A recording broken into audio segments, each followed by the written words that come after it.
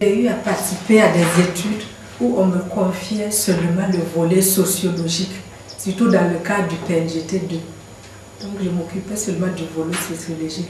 Et après cette formation, je peux désormais aborder les sujets de façon sociologique, économique, sous l'angle genre et même géographique.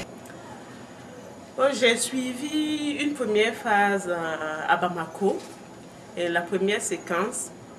Bon, à mon avis, ça s'est bien passé, j'ai apprécié positivement.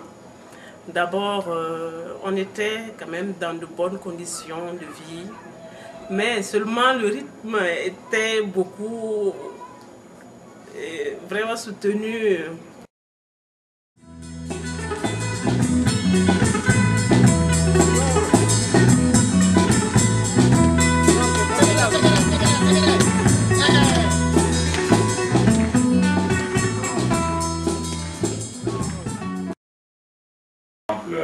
Un peu regretter le temps. De manière globale, c'est un programme qui tient sur 9 mois. Mais on s'est rendu compte que chacune des phases aurait gagné à être un peu plus longue. Compte tenu de la densité du contenu. La première étape qui se déroule à Bamako en 2 mois, je trouve que c'est très court.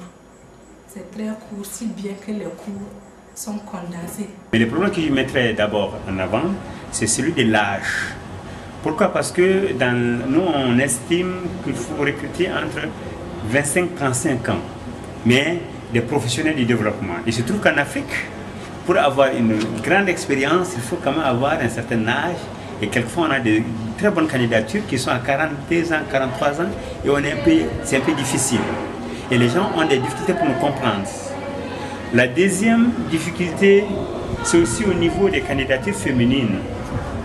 Bon, on est très sensible aux questions de genre. On veut faire de sorte que tous ceux qui ont envie de prendre une année de recul par rapport à leur quotidien pour faire une formation, on a envie que ce soit des hommes et des femmes. Et on a remarqué qu'il y a très peu de candidatures féminines. Est-ce que c'est lié au fait qu'elles n'ont pas le temps?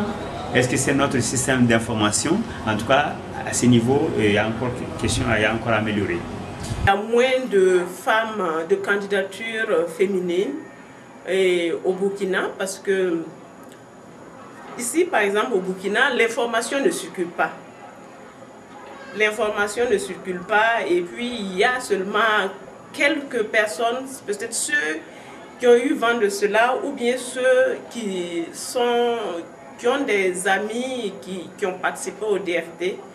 Sinon, l'information ne circule pas. En plus de cela, il faut dire que les femmes qui ont une expérience professionnelle et ont une vie de famille. Et je pense que sera difficile pour elles, surtout pour les maris, d'accepter, libérer leurs femmes pour 1 mois, 2 mois. Les femmes souvent ont des enfants. Et si tu as un enfant en bas âge, il est difficile de le laisser ici et d'y aller. C'est la goutte d'eau qui fait déborder le vase. Parce qu'on envoie les jeunes en formation et puis quand ils arrivent, ils continuent dans une autre entreprise. Donc vous avez formé des gens tout faits. Et l'entreprise a perdu. Non seulement pendant sa période de formation, vous ne pouvez pas embaucher pour remplacer la personne.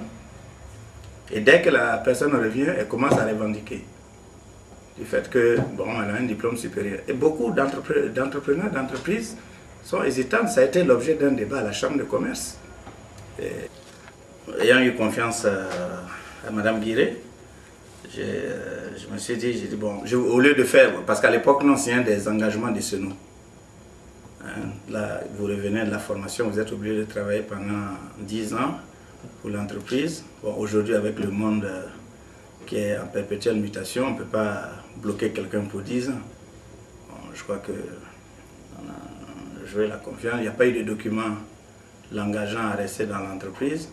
Mais bon, je crois qu'à son âge, avec sa maturation, je crois qu'elle est consciente que si on ne lui donnait pas cette chance-là, personne d'autre n'allait lui donner cette opportunité. Parce que cette formation, ça valait la peine d'être vécue.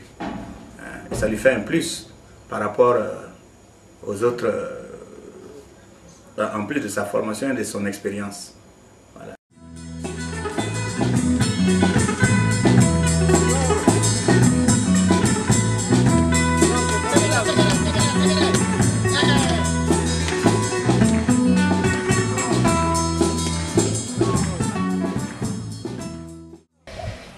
Le fait que les étudiants des 3 continents se retrouvent à Genève, et ce phénomène a toujours été apprécié par tous les étudiants, cette rencontre qui est stimulante et qui fait que chacun découvre aussi d'autres réalités.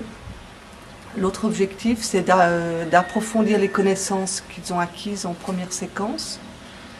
Par exemple, ils peuvent choisir des ateliers en environnement, sur la gouvernance, sur les questions genre, etc. Donc ils ont 6 ateliers, dont un est obligatoire, mais autrement ils sont facultatifs, ils peuvent choisir. Donc ça, c'est l'intérêt aussi d'approfondir ces connaissances. Et puis le 3e objectif principal, c'est de finir leur travail de recherche. Et ils ont l'occasion aussi à Genève de pouvoir aller travailler dans la bibliothèque et ils ont accès à toute la documentation souvent auxquelles ils n'ont pas eu accès forcément pendant les 2 premières séquences. Je pense que tous les 3 continents sont à la hauteur parce qu'il y a l'échange d'expérience, chacun amène un plus. Nous apprenons beaucoup des Asiatiques, des Latinos.